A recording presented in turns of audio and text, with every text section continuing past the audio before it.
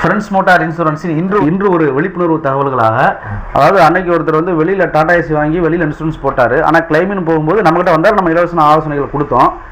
அது சார்ந்து மக்களுக்கு கொஞ்சம் சொல்லுங்கள் சார். சமீபமாக நடந்த ஒரு சம்பவத்தை பற்றி கேட்குறாரு. அது என்ன சம்பவம் அப்படின்னு பார்த்தீங்கன்னா, டாடா ஏஸ் போன்ற வர்த்தக வாகனங்களில் வந்து இன்சூரன்ஸ் செஞ்சிடறாங்க. ஒரு 500 ரூபாய் கம்மியாக இருக்குது, 1000 ரூபாய் கம்மியாக இருக்குன்றதுக்காண்டி அந்த முகவர்கிட்ட போய் இன்சூரன்ஸ் செய்கிறாங்க. அவங்க வந்து ஒரு தெளிவான விளக்கத்தை அந்த வாடிக்கையாளர் கொடுத்துருக்கணும்.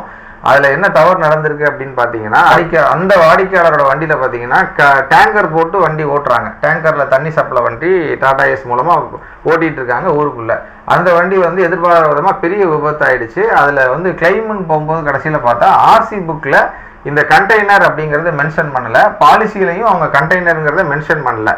ஆனால் இவங்க ஒரு டாடா ஏஸ் அமௌண்ட் குறைச்சி பண்ணுறாங்க அப்படிங்கிற காரணத்துக்காக இவங்க வந்து தெரியாமல் அந்த முகவர்கிட்ட எடுத்துட்டாங்க. அவரும் அதை வந்து இந்த வாடிக்கையாளருக்கு எடுத்து சொல்லாமல் விட்டுட்டாங்க. இதனால என்ன ஆயிடுச்சுன்னா, அவருக்கு வர வேண்டிய கிட்டத்தட்ட 1.5 லட்சம் ரூபாய் கிட்ட கிளைம் வராமலே போயிடுச்சு. இவர் சட்ட ரீதியாகவும் அதை எதிர்கொள்ள முடியாது. ஏன்னா வந்து ஆர்சி புக்கில் என்ன தகவல் இருக்கோ அந்த தகவலை வச்சு தான் ஒவ்வொரு இன்சூரன்ஸ் கம்பெனி இன்சூரன்ஸ் போடுவாங்க.